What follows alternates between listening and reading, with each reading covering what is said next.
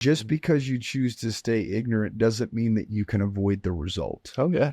Because it will have an outcome. The question is, are you designing the outcome that you want? Yeah. Or are you just becoming the product of an outcome that was already designed for you? Real business owner. Whatever your situation is currently is not your forever situation. That's really what real business owners is, man. Like, we don't care where you come from, where are you going?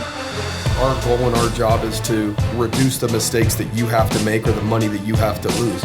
You want to be an entrepreneur, you want to be successful, don't give up. You learn, adjust, and continue to move forward. Welcome back to Real Business Owners with myself, Trevor Cowley. Today will be a little bit different of an episode than normal. I found an individual on Instagram. I came across, his stuff, and, it intrigued me because I think that the values line up. He looks like a man of character and integrity. I've always, my family was from Richfield, Utah. Yes.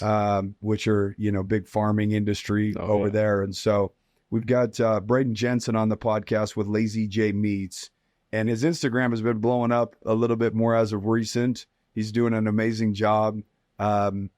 Bringing awareness, I guess, is probably the right word. Yes. To the agriculture food industry. You're in the beef industry, is that right? Or yes, sir. Is it multiple? Like I heard on one of yours, you're like, I know prices of chickens and this and pork. And so do you do all that, or is it just so we do locally raised beef and pork. Okay. And then we do chicken, but it's coming from Idaho. Gotcha. So it's like a partner program that you have or whatever. Yes. So look, I mean, for me, I was sitting there watching the Instagram handle and I was like, okay, cool. You're bringing awareness about all the stuff that's really being pushed down your guys' throat. And you guys are really the last line of defense because you're the ones that really knows what's going on in the food industry. Yes. Right? Like we're all, don't worry about the man behind the Wizard of Oz type shit, right? Behind the curtain. Don't even look over there. Just go to your market, Walmart or whatever and go buy your meat. Right. And everyone's just, there's so much other shit going on in their lives that they're not even thinking twice. Like boom, boom, boom, cart, they go home. Right. And so I think it's really cool what you're doing. But at the exact same time, I was sitting there like, man, with all the shit that I have to deal with the businesses that I've owned over the years, the red tape, the fees, the jump over this hurdle to start your business. I was sitting there like, damn, I thought just a traditional normal business had it bad, and you guys are literally the last line of defense. You're fighting the government and stuff that they're forcing down your throats. And there's a lot of changes based upon what I'm seeing on your account, like that they're wanting to start injecting mRNA into the beef or this or that. Like and so it's one, I wanted to have you on because I was like, geez, this is an entire business, right? Like you're in the business of food, producing and making food for people. And so it's got to be tough to see the government doing what it's doing, blinding the American public to what's going on, knowing that they have whatever agenda, keep people sick, keep them dumb, keep them unhealthy, so that the pharmaceutical companies can make the money that they're built to make, right? And so, like, do you believe that that's what it all is? Or, like, kind of talk about for sure, your beliefs in terms of the food system, some of the stuff that you're having to deal with that may surprise people that just are ignorant to it because they just haven't been made aware yet, right? Well, I mean, there's so many places that we could start. Yeah, that's the thing. Is like I don't even know where to start with you. I'm like, should we go down the rabbit hole of government stuff and where people call us conspiracy theorists and this and that or whatever? Like I guess let's start here. How did you get into this business? Yeah, so my family is a 5th generation cattle ranch. Okay. We've been doing it for over 150 years. Same land, same property. Same property. Yeah. It's just been passed down through generation and generation. And so we've been raising cattle for that long, selling cattle for that long. My dad got into the direct-to-consumer kind of business from selling our beef kind of to coworkers and friends and family in quarters and halves and whole shares and stuff like that. Yeah. This is back before we bought the butcher shop. And so back in 2020, we bought the butcher shop. decided to go all direct to consumer. What if we can run all of our cattle through the shop and make 100% of the return on them? Yeah. Because right now, the big four packers, Tyson, Cargill, National Beef, and JBS, they control 85% of the market. And this is a rabbit hole we can start to go down. Yeah. But so back when the big four packers came out, there was an antitrust law put into place by the government, early 1900s, 1920s, I believe, stating that they couldn't control more than 40% of the industry. So all the meat industry, they couldn't control more than 40%. So you're saying one entity couldn't control more than 4, but is there one entity that owns the 4 entity? Is that like a loophole that there, or is it 4 different? It's entities for real. 4 separate companies for sure. For real? But it's a monopoly almost. Correct. So JBS is Brazilian owned. Okay. We have a Brazilian owned company in the U.S. making $30 billion a year. They also own National Beef. And then Cargill and Tyson are American owned companies. Cargill has ties with China. Swift obviously has ties with China. They own Smithfield Meats. His entire pork operation is owned by China right now. Our pork industry in the U.S. is the lowest it's ever been. Like, we have no local American pig farmers anymore. It's been vertically integrated. What was up with, like, and again, I don't know if this, wasn't it like within the last couple of years that there was like a ton of farms like getting burned down and shit like that? Houses, like packing houses, farms, and stuff like that. Chicken farms, and chicken houses. It's like hard to even hear about this stuff because it's like, sweep it under the rug. Yeah, we'll put this under something else that was bigger than it. You know what I mean? Story. And so it's like, dude, it was just, do you guys, what fears do you guys have? What do you guys live with? Because like, this is an industry that you guys have been in for 5 generations, right? Like, this is in your blood. This is just what you do. This is a big part of your guys' identity, maybe your whole identity. Oh, like, this for is sure. who we are. Yeah. Right. And there has to be fears and things like what are you guys most concerned about right now in terms of being on the front lines and doing what you do? Yeah. So I think the biggest fear that we have right now is, and it's kind of funny the way that this came about. Back in early January, they came out with EIDs, electronic identification tags. Okay. And they were trying to make them mandatory for all beef and bison producers in the U.S. So you had to put a microchip in your cattle's ear that sent off tracking. They're going to know exactly where it's at. Yeah. It's going to be able to track vaccines, what you've been putting into the animal, how old it is, what feed it's gotten, et cetera, et cetera. And so they came out with this back in January. We're trying to push it on to the public. Public shut it down. They got a bunch of pushback from it. A couple months later, we have the bird flu going around in dairy cattle, which we've never had a case of bird flu transfer from a chicken to an animal like that as a cow, and then transfer from a cow to a human. And so after this bird flu comes out, we have a big push for mandatory electronic identification tags. So they couldn't get it pushed here. Let's create a problem. Let's create a problem so that we can come in with a solution. So we can enforce that you guys this. already pushed back. Exactly. Yeah. Exactly. And so I think the scary thing about this, so they published that back in, what are we in, June right now? I want to say early May is when that came out. And so 180 days after they get that finished written and published, it's going to have to go out and everybody's going to have to start doing electronic identification tags. Or if you take your beef to be processed and it doesn't have an electronic identification tag, they can turn you away. Gotcha. For not meeting their criteria. Got you. And so that's a big scary thing. Finding out who you're relying on and going to put pressure on them. Oh, yeah. To say this is your requirement for you to do your thing. Yeah. And if you do it on something that doesn't have this tag, then there might be recourse, fines, and I whatever. think the scariest thing about it is, so they're coming out with new mRNA vaccines for the bird flu in cattle to help kind of try to combat that. But we obviously have seen what these vaccines have done to the people. Combat a problem that was created by them. Exactly. So they're going to create the solution. Yep. Right. So we have a solution for you. So they come out with these electronic identification tags. They're coming out with this vaccine to support and fight bird flu, which they created. Yeah. So if you don't have your cattle electronic identification tagged and then marked under that tag as getting it the vaccine. As having that vaccine within that cattle, if you take your cattle to market to a big processor or to a big feedlot and you don't have that requirement, they can turn you away and there goes your entire cattle operation. Gone, just like that. Why do you think so? Why initially did you think that they wanted to have the tag? I mean, obviously after they created the problem, said, okay, here's the solution. It's this vaccine, but now you have to have what do you think the bigger play is? Like, why would they want to know everything about the cattle? It's just flat out just controlling the food industry from top to bottom, and you guys are the Wild West of the food industry in terms of how it used to be. Yeah. This is how we do it now. So either get in line or face the consequences type Exactly. thing. I mean, the cattle industry is like the last frontier of free people in the United States. Like they vertically integrated the chicken and poultry system. They vertically integrated the hog system as well. What do you mean by that? What do you mean by vertically integrated? So vertically integrated meaning you have a chicken house where they can put a bunch of chickens in cells and stack them up real high. And so this works into their green deal. Yes.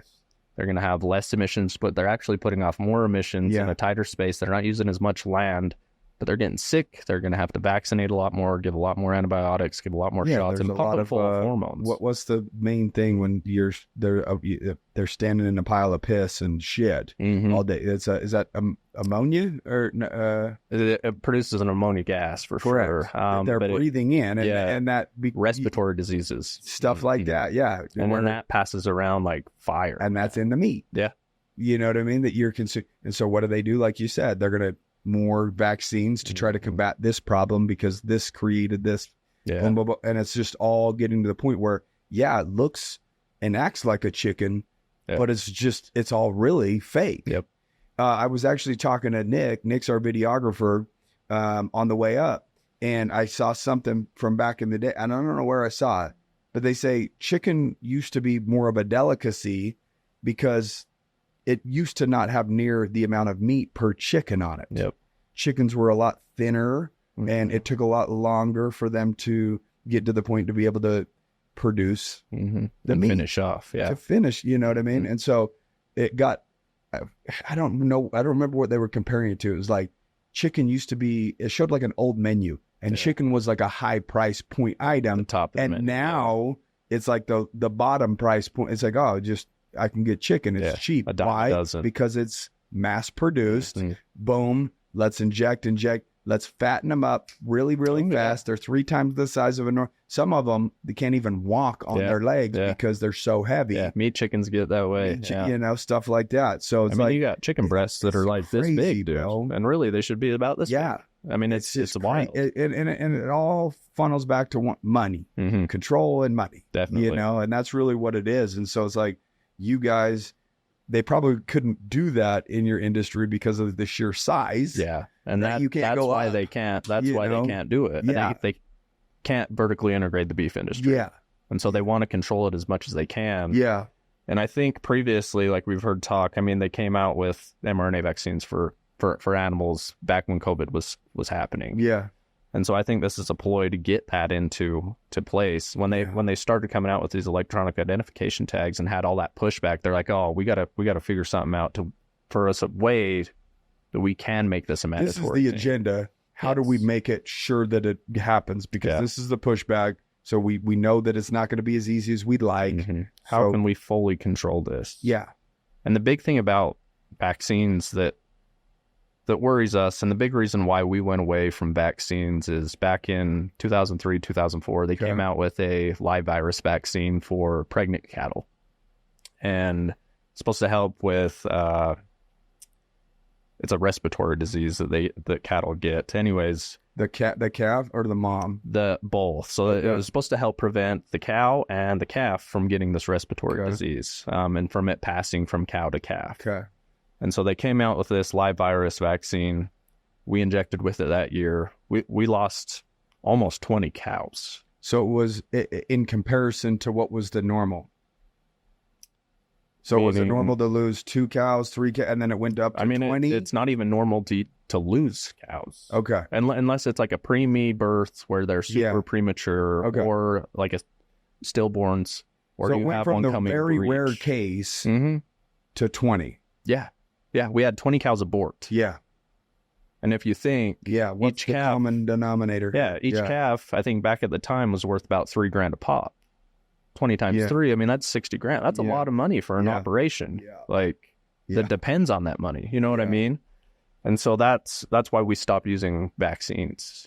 We're like, so do you guys communicate? I mean, obviously you're like, oh yeah, I know those guys down in St. George, and I know that, you know. So did you guys like reach out to other people that were like, hey, yo, this was what we were experiencing? It was a big similar thing. And they're like, this is what we're dealing with too. I mean, there was tons of local people in the area because we have lots of neighbors that do it. We lost 5, we lost 6, we lost 10, we lost 12. I mean, it was wild. It was spreading like wildfire. And then this thing is, they come out and they said, oh, sorry, this vaccine is not good. We came out with a new one that's improved that won't do that the next year.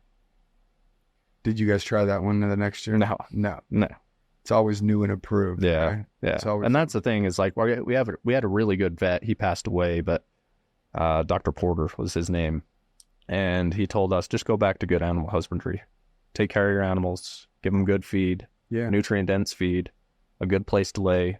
Make sure their gut bacteria is good. Prebiotics, probiotics, charcoal for them. Like we've totally done a 180 from what we were doing before. So you guys at one point kind of started going down the path of like, okay, well, they said this, they said that, and you're playing nice with the industry and with the government or all of these rules or regulations they're coming out with. And then it starts getting to the point where it's like, something's off here. We're reverting back. So it was, you guys were veering down the path and then said no more. Oh yeah. I mean, like being a businessman. You have to have honor. You have to be transparent. You have to be trustful with your clients. And, you know, that's how we felt. You know, we felt like, okay, you're coming out with this vaccine that's going to help prevent a respiratory disease in our cattle to our calf. We're going to trust you because you say it works and you say, I mean, you know what I mean? But there's been too many lies and too much misinformation out there that I think people. Well, I think you're trusting. And what happens is like, I see the world the way that I am. I'm a trusting individual. I expect other people to tell me how it is and be trusting and give me good information. But that's just not the way that it works. No. And then when you have solid ass evidence like, hey, we lost 20, like that's just, it's undeniable. It's wild. It's undeniable. Like, let me ask you this. Would there be any recourse for you to be able to go back and say, hey, that's 60 G's. Are you guys going to now pay the 60 G's because of this happened? I don't think it's a possibility because it was there's some way around it. Yeah, well, I mean, you know what I mean? I mean, it's been a product the pharmaceutical companies, there is a thing that says no matter what, if you take any sort of vaccine and something bad happens, you can't sue pharmaceutical companies. Like you were liable for taking. And it's like, okay, well, that seems off. You know, like if something goes wrong based upon the fact that you guys told us to take this and said, this is good for you, and we trusted you at face value, and then something bad happens. Like somebody's got to be responsible. I mean, they should be, you know, and I think it's very hard to prove that it was specifically from that. They can say, oh, it's something else. It's like, good luck. Climate change. Yeah. That's not going to hold up in a court of law. You know what I mean? Are going up, climate change. You know, it's like, what? It's still 100 degrees in July, you know, and, you know, like the weather. Okay. You know, so it's like this, you know, it's that, or it's this, or is it, but it's not the thing that we're telling you to do. Exactly. You know what I mean? So it's like all smoke and mirrors. It can't be us. Yeah. So what are you guys doing actively right now? And what's the window of time that you have to not do this electronic thing? We're not going to do it. Okay. And that's why it's the biggest scare for you guys. It's like, okay, we're just going to hold strong. And do you guys have a group of people that where everybody's like, no? Yeah, I think even a lot of people online. I know a lot of local ranchers to the U.S. that raise cattle or raise sheep or pigs or something like that, and bison even. A lot of people aren't going to do it. And I think that's smart. I mean, it's just like when they came out with the vaccines, and they're like, hey, it's mandatory. You got to take it. No, we don't. No, we don't. No. Nothing's mandatory to put in your body. No. Nothing. Mm-mm. You could say whatever you want to do, or say whatever you want to say, but nobody can make you do anything. No. Yeah, they can make you believe that you have to do something, which could be scary. Yeah. Right? And it's like, okay, well, shit, let's just hold the line and see what happens and fight that fight as it knocks on our front door. Mm-hmm. And do you believe that fight's going to knock on your front door within the next month, 2 months, 10 months, 10 years? Like, how quickly are you going to really find out what you're dealing with here? Yeah, well, I guarantee we see something within the next year. Okay. I mean, they're fighting and fighting and fighting against the beef industry right now like crazy. Like, they want, like, our local producers, so we're projected next month, we're making some pretty good money right now selling like cow to calf operation or even fat cattle is pretty good high price. It's high as it's been in years. Okay. But is also some of the other things that you have to do to get it to that point? Oh, yeah. Highest price that it's been in years? I mean, feed, diesel, all that. Yeah, everything. Yeah. So it should be some correlation. It should be that high. Yeah. I mean, we're actually making less money than we are right now than we were 4 years ago. Because of some of the other expenses were lower, but you can even sell it for lower and make more. Yes. Yeah. Exactly. Yeah. I mean, it's crazy right now. But it's your overhead. Yeah. You have overhead. Exactly. It's a business, you know. So. But yeah, projected by August, we're supposed to be, cattlemen are going to be making $30 less per 100 pounds on every finished market-ready animal.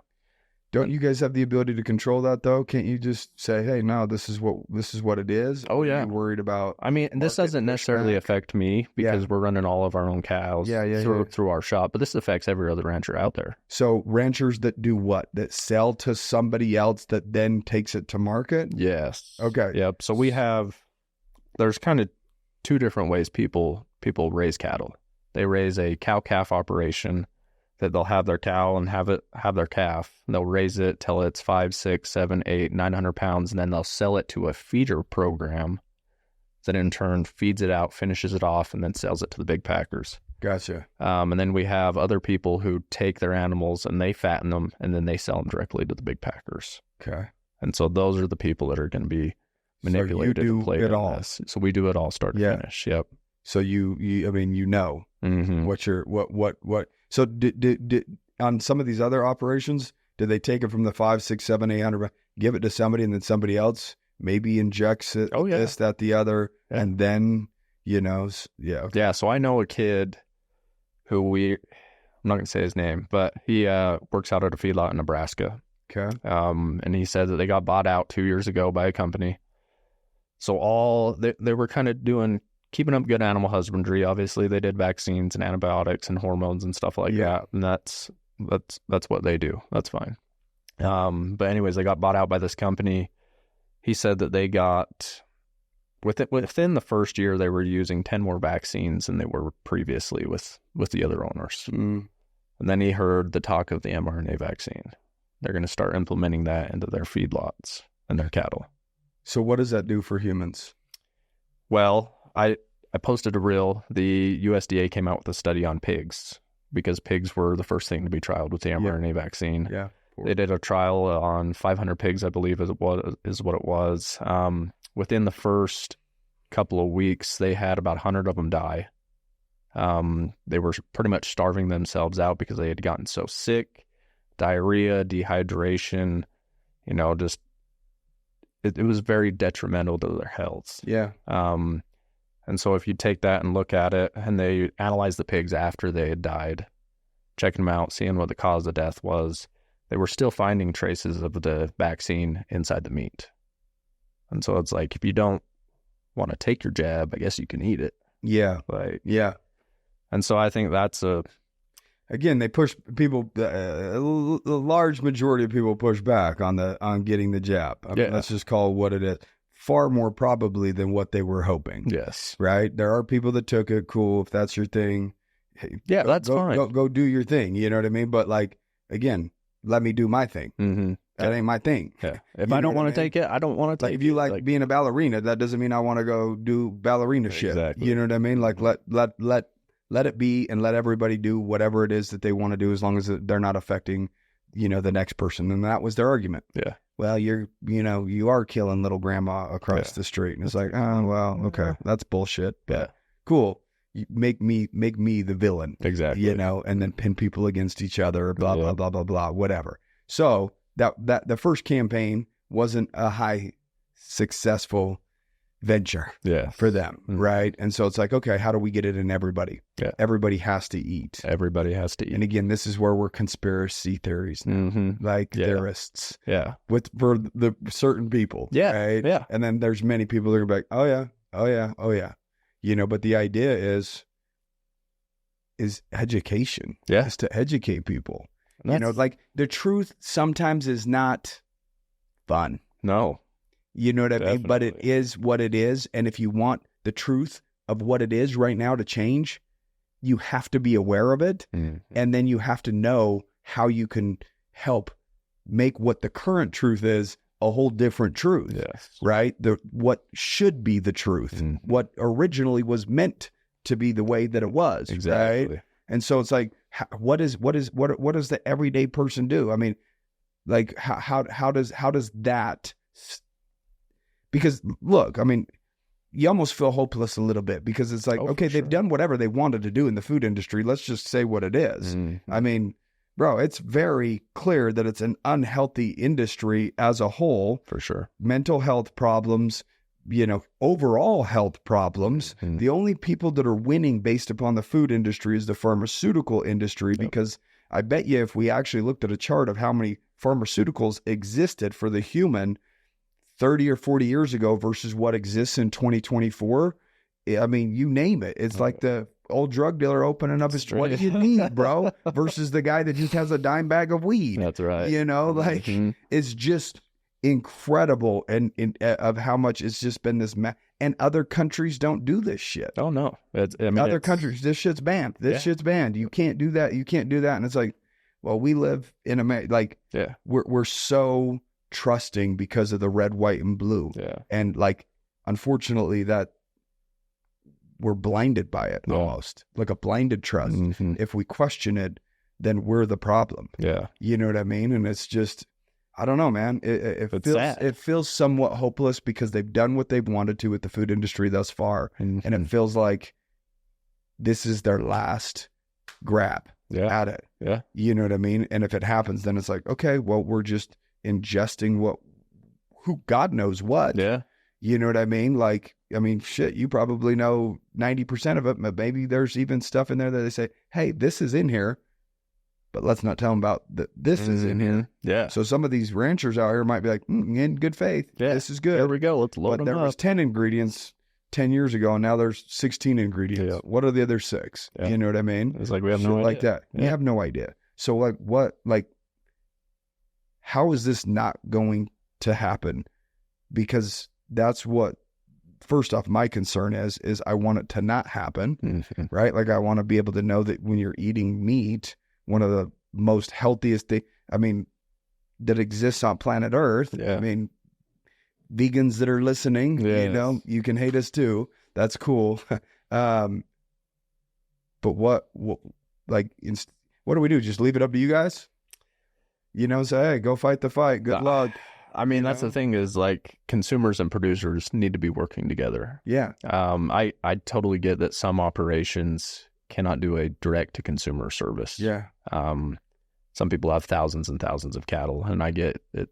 It's going to cost a lot of money to feed thousands and thousands of cattle, and to have the customers for that as well is a big thing. But I think if we can all work together, which I've, found some really cool people who want to work together, but I think a lot of other people just want to be me. And I'm like, we can't do this by yourself.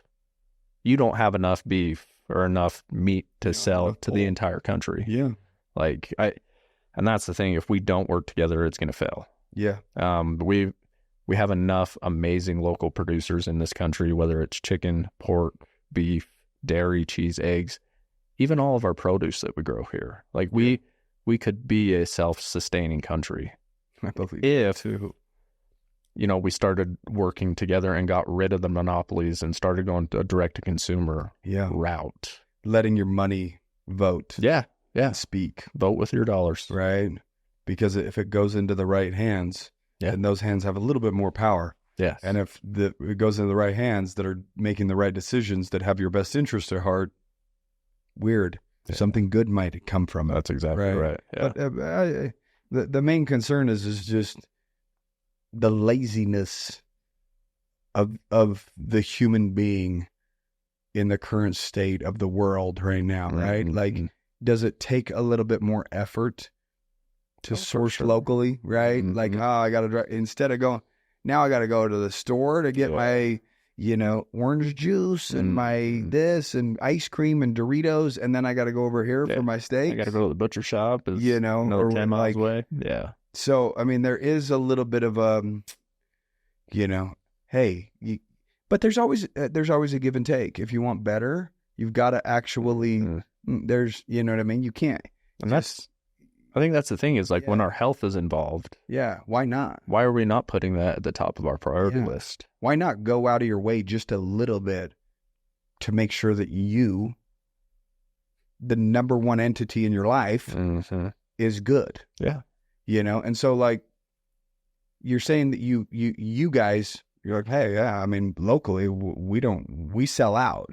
Yeah. Right. Like we can't really do. So when you do that, like, what does it look like for, like in that industry, in your business, what does growth look like? Right. I know in an accounting business, I have own accounting business. I have a credit repair business. I have, a business mastermind. I have these that I know what that looks like and saying, oh, well, we can serve more customers. So we have to do this, this, and this, make sure we have the fulfillment to do it. Yeah. So like, is it the same type of thing, or is it like, hey, we do 1,000 head and that's just who we are and that's what we do?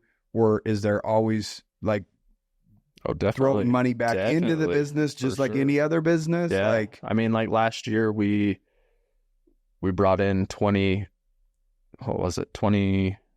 more Angus Wagyu cattle that we added to the herd. And so that's another 24 babies that we're going to be able to use and use that Wagyu and utilize it, because we did a couple tester cows of it and it was by far one of the best steaks I've ever had. Yeah. And so integrating that and raising more cattle, growing more and selling more cattle. And then hopefully we've been fortunate enough to work with somebody who raises an American Wagyu cattle and they do an entirely grass-fed.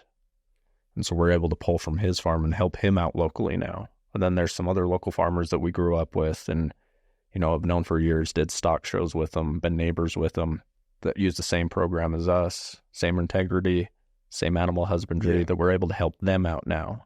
And so we're able to start a little ecosystem. Yeah. I mean, we're creating a community and keeping communal wealth within the community itself. And it helps us, the money that's going to us, it's going back into the farm to make it better, to make a better product, to get better panels or paddocks or different ways to make something better or easier, or fencing, or better cattle, more nutrients for our feed. Dude, your guys' shit's expensive, bro. Oh, dude, it's wild. Fencing, you know what I mean? Like I go to what's the that store called? IFA? No, it's not IFA. They have it in Hurricane. It's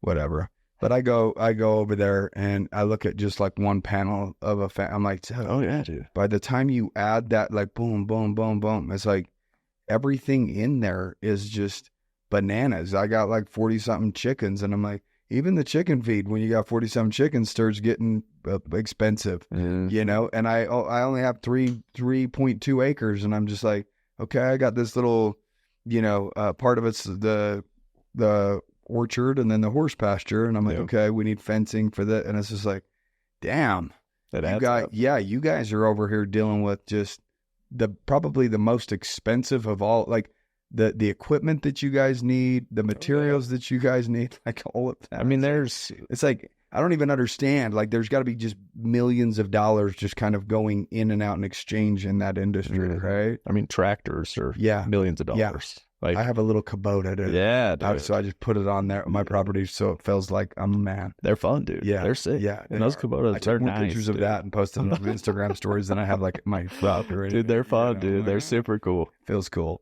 But yeah, I mean, just that. And like, so we grow all of our own feed too. Yeah. And so we cut all of our own hay, cut all of our own grass hay and alfalfa, 3-way hay, corn, wheat, we do all of it. So we have to have a swather and a baler. Yeah. And then something to haul it, because I don't want to sit out there all day and stack bales on trailer. You guys try to pay cash for as much of this stuff as you can, or is there a lot of debt? Like, in other words, we're financing this $250,000 machine, then this, and then this, and like. I think that's the thing now, is that the farm has been running for so long that we've been able to kind of pay all that off, and then just kind of as it needs. Oh yeah, let's add this, let's do that. And like my grandpa, he's very, very businessman. I mean, he taught at BYU for 4 years. Wow. Cool. He went to Vietnam, was a full-bird colonel. Like he's a G. He's a very nitpicky dude. I don't know if it was his we placed him a couple on there. He's just kind of like, dude. His brain still seems to be going really good. Yeah, he's sharp guy. Very sharp guy. I mean, obviously he's aging, but like he knows what the hell he's talking about. Yeah. He's seen some shit. Yeah. I mean, he's 92 and still carries around grain buckets. Yeah. And hay bales and cuts all of our hay still. And like, that's nuts. Yeah, dude, he's wild. Yeah. That shows you the living off of the land. Oh yeah, is a good thing. So how much so is this mainly family stuff? Like when you say we do this, or is it like you have a million aunts, uncles, brothers, sisters, cousins, and it's just like it kind of stays in the family, or do you guys have like a ton of employees and helpers and like all of that stuff? No, so me and my little brother, he's 21 years old. How old are you? 29. Okay. I'll be 30 this year. My dad's brother, my grandpa, my uncle and aunt, they live across the street. They come out and help us. Then we got a couple other aunts and uncles who come out and help on like branding days or something like that. But they have like a whole different gig. And they got jobs and lives and stuff like that. Like, so I mean, it's me and my dad and my grandpa and my dad's brother and my little brother who do all full time. Yeah. Yeah. So do you guys experience, just like any other normal business, amazing years and like bad years where it's like, man, we really took it in the shorts this year. Like, and you're penny pinching, looking at like, oh shit, dude, we can't afford this, so we're gonna have to make do. Like, has there been scary times for you in the industry where it's like, could we even keep going, or has it been pretty stable for the most part? I mean, there's been obviously years that were super bad. Yeah. And you don't ever want to go into the hole in a year. What causes that in your guys' industry?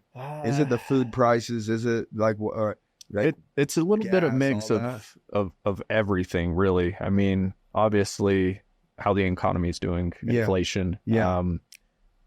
Since we grow all of our own feed, we don't necessarily have to go out and buy feed and stuff like that. And so we're a little bit lucky there. A shit ton of irrigation rights. Yeah, we do have a lot of water rights. Yeah. That's something we can get into too about the Idaho water. Yeah. But there's not a ton of expenses that we have to do. Like, obviously we have to pay for all the diesel and stuff that goes into the tractors, and maintenance on the tractors and maintenance on the equipment and stuff like that. And then we do have our corn rolled, so we do have to pay for that and then get it sent back to us. But there's obviously been years where the beef market plays a big role on if we're going to break even, make money, or lose money. Yeah. And that's the thing, is the big four packers have totally wiped out the competitive buying, and so they can have fixed prices and tell you, this is how much we're going to pay for your cattle. And it's take it or leave it kind of thing. It's either okay or... And sometimes breaking even's better than going out of business. And okay, we're going to make them hurt. Yeah. And that's kind of the reason why we went all direct to consumer. Yeah. It was like the cattlemen, they only make 25 to 30% of every dollar earned on that animal, which is wild, because back in the 70s, they were making 65 to 70% of the dollar. And that's how it should be. Yeah. That's a fair market. That's a competitive market. It's a lot of hard work. Oh yeah, dude. Ain't nobody, they have, everyone wanted to do it, they'd all be out there doing it. Yeah. And they have all the risk too. I mean, they have the risk of the animal dying, getting sick, not making it to market. And so the big four packers have totally wiped out the competitive market by doing boxed beef. Like, how many full carcass butchery shops do you see anymore? Yeah, just driving around. Oh, there's a butcher. There's a no. Yeah. And even some butcher shops don't even do full carcass butchery. Not a lot of people know how to break down an entire animal from the carcass itself. It's an art form. Yeah. So the big four packers that came out with boxed beef back in 60s and 70s, where they would cut all the primals off of their animal carcasses, and then they'd send them to the butcher shop, and people could just cut their steaks there instead of having a whole carcass brought in, going out and competing for the market at the feedlots or the people that are selling the fat finished market cattle. And so the competitiveness left. The big packers were able to say, here's our set price on the cattle, here's what we're willing to pay, because nobody knew how to butcher anymore. Nobody could go out and be like, oh no, I'll offer you this for your cattle instead. That lost art. Yeah, almost. Yeah. I mean, it's definitely a dying breed as well with the cattle industry. Yeah. And so we have the big four packers that have totally wiped out the competition. And the screwed up thing about it is the government has that antitrust law that they're not enforcing. Yeah. They're only allowed to control 40% of the market. They control 85% of the market today. Yeah. And it's like, why doesn't the government help us out? Based upon this conversation. Yeah. I mean, that's the thing. That's the way that it's going, man. Yeah. It sounds like it's like 85. No, that's not good enough. Yeah. I mean, to say that we do not have a government that's for the people would be an understatement. Yeah. Like it's in black and white. It's right there for everybody to see. Why are you not enforcing it? Yeah. It's money. Yeah. Lobbying. Yeah. Backdoor. I mean, and that's the sad part about it. Is like, I'm not, obviously I need to make a living, but I'm not in this for the money. Yeah. Like, I'm in this to create awareness. Yeah. And spread the truth. Yeah. And give people a nutrient dense product that they can trust to feed their family with. Yeah. Like, that's ultimately the reason that I'm doing this right now. What are some other things that are kind of concerning, like that might show up in people's food that they might not even be aware of, whether it is the pork or chicken? Yeah. You know, I mean, so McDonald's and a lot of restaurants across the U.S., they use pink slime. I'm sure you've heard of it. It used to be a big thing back in the day, but they use anhydrous ammonia to wash this stuff with. And what's the purpose of washing it? Like, why? To kill bacteria. Okay. It's very bacteria ridden, and they don't want to spread disease and create problems and give people food poisoning. So they're washing it with all of this. So that's a way to produce in the masses with less effort. Yes, for sure. It's like, hey, we want the market, but we don't really actually want to do the tedious work to make sure that it's pink slime. Let me get it out there as fast as we can. Yeah. And then preservatives that keep it on the shelf and stable longer too. Yeah. I mean, that stuff is not good for our body. You put that anhydrous ammonia on the ground and it kills everything. Kills the plants, kills all the microbes, kills all the live organic matter. Dead. Yeah. What do you think it does when you put it into your body? What happens to your gut flora? Dude, I'm big on gut health, and I think that's why that there's a lot of studies coming out between the brain and the gut and the mental health. Mm-hmm. So the fact is your gut, you don't have the bacteria that you need, and you're depressed and this, and looking at all these other things, like, why am I depressed? My life, this, you're not, you have bad gut health. Yep. That's like one of the first things that somebody should, you should, doctors don't even ask, when's the last time that you got exercise? You got some sun? What's your diet look like? Yep. It's just like, how are you feeling? Problem? Oh, here's your pill. This. Yeah.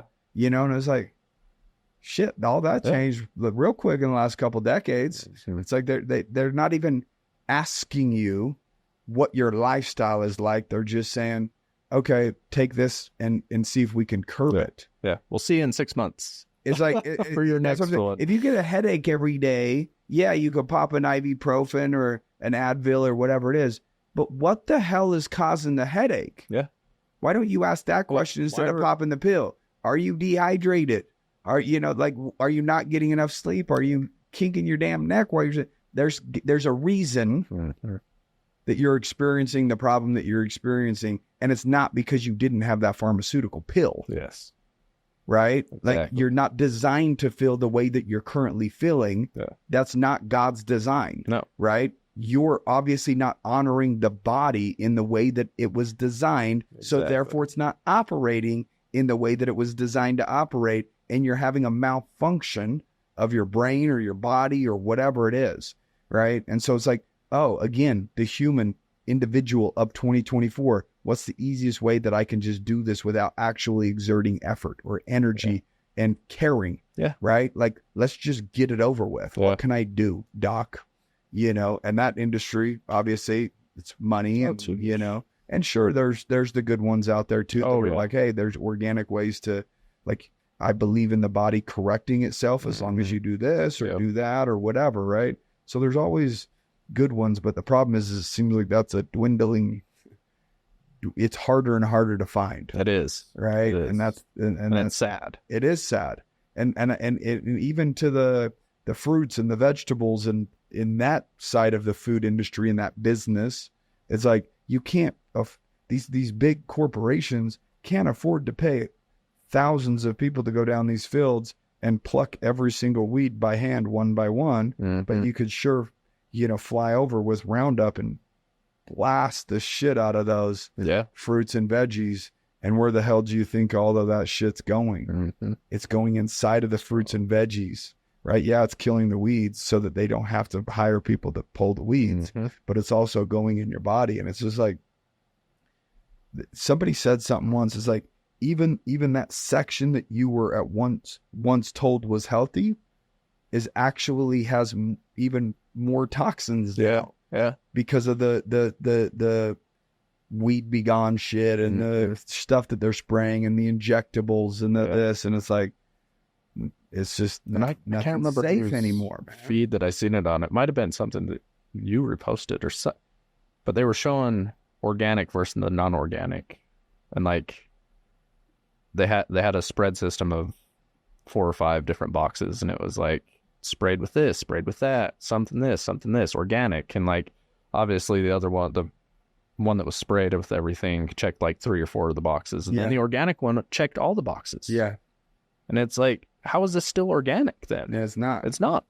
We just label it as again, it's just a face value, trust, surface level of human beings anymore. Yeah, the crookedest thing, the guy who actually came out with this marketing idea, he even said, and you can go watch it, that organic doesn't mean that it's a healthier alternative. Yeah. That it was just for money. Yeah. That's wild. It's a way to fat-free ranch. Yeah. Or whatever. And it's like, cool. Now I can cover it in ranch. The funny thing is 10 years later, you're still fat. Yeah. The fat on your body, they gave it to you for free. Yep. Like, exactly. It's just, nothing is anymore as it seems. No.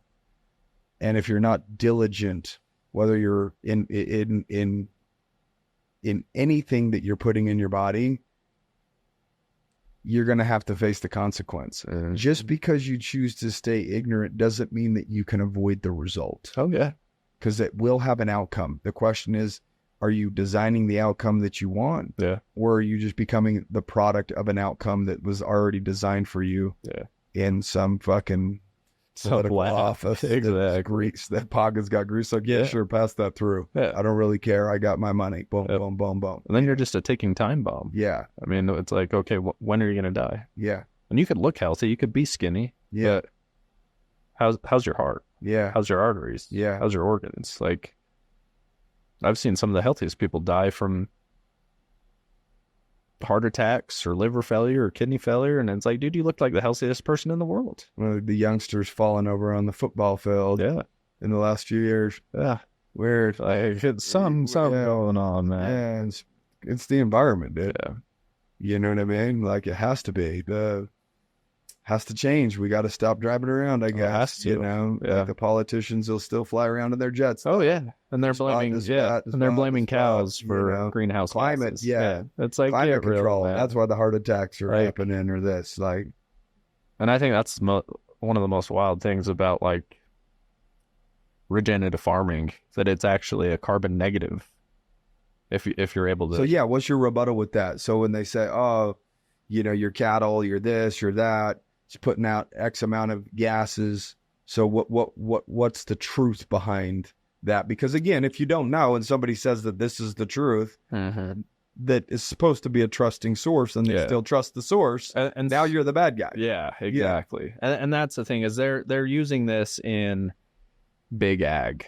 So your big feedlots that are just jammed, and all your cattle are just getting whatever they're eating out of the trough, and there's no grasses, there's no nothing. They're just sitting there doing their own thing. And yes, they do put off. It's like the neighborhood where they build a house on top of a house on top of exactly. They're just stacking, and it's a printing money machine like that. Those are the type of cattle ranches that you're talking about. That's the ones that they're talking about and highlighting, but then they're almost making it. But they're making a blanket statement. It's for everything. For everybody. And so the same thing with like the poultry and the pig industry, the vertically integrated systems are putting off more greenhouse gases. So they're not greenhouse friendly. But if you're a regenerative farmer who has cattle that, even if you don't regenerative farm, even if you just have cattle that are grazing out on the prairies. Yeah. I mean, God has designed them for that specific purpose. Like cattle and bison have grazed the prairies for thousands of years before us. Yeah, and they didn't have any greenhouse problems before then. Yeah, and so regenerative agriculture and regenerative farming or amp grazing or whatever way you want to do it. So the cattle will eat the grass. They'll use their manure. They'll walk on it. Push it all into the ground. And it's actually pulls carbon out of the atmosphere itself, puts it back into the ground, and utilizes it into nutrients and minerals and nutrient density for the feed that's actually going to grow. So it's actually a cycle that completes itself. Which I believe everything is designed as a cycle. Yeah. You know, just like when it rains and then it evaporates and it goes back up and I mean, it's wild. And even like you were talking about, dusting crops for bugs or stuff like that. Yeah. Or weeds, bugs and all sorts of shit. Yeah, weeds and bugs. There's actually bugs that are designed to specifically eat just the weed and not your grasses. And I thought that was super cool. That was something that I learned researching. And this specific bug attacks the weed plants. And so it's like, okay, if I use regenerative agriculture, I can have a bug eat my weeds instead of going out and spraying it with a bunch of pesticides that I have to pay for. Yeah. And so it's like, that shit's it's pricey. It's pricey, bro. Pricey. Golly, I'm still pissed. I can't figure out that damn name of that place in Hurricane because I buy this. It's not Tractor Supply. Tractor Supply. Yeah, that's what it's got to be either that or I say Cattle Supply or something like or that. Cow Ranch. Yeah, it's one of those three. It was what'd you say? It was Tractor Supply. Yeah, it's where I bought my riding lawnmower where I decided to become a man. That's right. I mean, as a kid, everyone wanted a damn riding lawnmower. Straight up. And having to push those damn things to earn $1 as a kid, they were tough. And it's a pain in the butt, man. Riding ones are awesome, but I bought like a industrial thing. When you got acres or whatever, and you got your driveway with its rocks and stuff, I'm like, I'm gonna hit my weeds. With that shit. Yeah. And it's like $250 for this, super expensive. Like a gallon or 2 gallons or something like that. And I'm like, damn. But I mean, obviously, you water it down. Yeah, you dilute it. You dilute it, so it's not just the gallon or 2 gallons. It's supposed to turn it into 5 gallons. Yeah, and that's the thing, like around like our barns and our farmland and stuff like that. We do use the weed control. I'm not going to sit out there and pick all the weeds or wait for the bugs to eat them. Like, no, I want to keep it nice and keep it good looking. You know what I mean? And so we do use it around there. That shit works. But as far as like crops and grazing pastures and pasture for the cattle, we'll try to keep that. Yeah, we don't use anything like that. It is as spray free as possible. Yes. Yeah. So how do people support you, man? How do they get behind all this? Because it's just so cool to have you do what you're doing, and I highly respect it, and I thank you for it because I appreciate it. Yeah, I mean, I think you're deserving of all the attention that you get because you're bringing positive awareness to an industry that absolutely needs it. Yes, big definitely time. Does. Like, and that we need 1,000 more of your account, 10,000 more of your type of account. Every damn account on Instagram should turn to a damn food account. Straight up. And we're starting to get more and more people who are. Yeah. And it's super cool. That is cool that there's these niches, though, that the people that are waking up are supporting in droves. And it's like, it takes a minute to find. For sure. You know what I mean? But people are starting to find you, and it's like getting out more and more. Mm-hmm. I had a buddy that shared one of your posts on Facebook like 2 days ago. I was like, I'm going up to Salt Lake. I'm gonna be doing podcasts. I'm gonna be chatting with him. He's like, oh, that's cool. He seems like a badass dude. So, well, yeah. You're just a normal podunk kid from Benjamin, Utah. Hey, bro, this podcast ended up with like a couple million downloads, and it's like, for what? Right. You know, I'm like a little St. George guy. Yeah. And yeah, I've seen some success and done some cool shit, but it's like, it just still doesn't, it's just like, we're all just normal people just trying to do good in the world and get by in a way that where you don't have to look over your shoulder for every damn decision that you make. Exactly. Like it's transparency, right? And that's really kind of what you're bringing to the industry, is trying to be as transparent as possible, let people know what you're dealing with as a business owner, right? And it's business is hard in general. And you know, when I saw your guys' business, I'm like, man, I can't ever feel sorry for myself in business. I'm like, you guys got a whole nother. No, you know, I mean, it's brutal regardless. Yeah. I mean, I love it, so it makes it fun. Yeah. No, that's good. So how do people support you? Just through Instagram, follow the page, I mean, Lazy J Meats. Yeah, following us on Instagram, Facebook. Started a TikTok, but I mean, are you dancing in that shit? I would do a little dancing. You'll do a little, you know. The ladies love a dude in a cowboy hat. What's that country song like? I wanted to be a cowboy or something like. Should have been a cowboy. Should have been a cowboy. That's how I think every dude's like respect. To the cowboy. It's just, you know, people know how hard you guys work, right? And they want nothing to do with it, but they sure want the benefits of it. Oh, for sure. You know, so that's why I think that there's so much respect given to you guys, and it's very just and well deserved with what you guys do. Yeah. So make sure you guys you follow these guys, support these guys. He continues to just bring good information out. Follow his TikTok so you can see how he gets down on the boogie and see what his 1-2 step looks like. That's right.